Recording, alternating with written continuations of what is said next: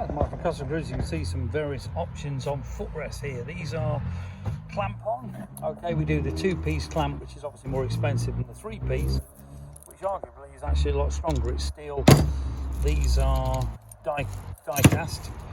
These we use a lot to hold crash bars, rails around crash bars, and even tow bars. Okay, if you think the tow bar on a bike. These are your old Sundance. These are your ISO wings, which are pretty good. When they're on the bike, you don't lose the ground clearance of a normal board, which would obviously be like that. These are other Kiriakin ISO small.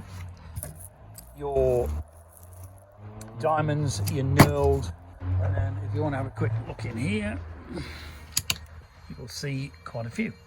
Okay, so I've also got boards that basically you can move to 3 positions. Lots and lots of different options. Okay, these have been around the world. Zombie pegs, you know, all sorts of wild and wonderful floorboards too. Okay, so if you're interested, tridents are these are Cobra. These are pretty cool, flip blades. Just loads and loads of options. Little ones there, scully pegs.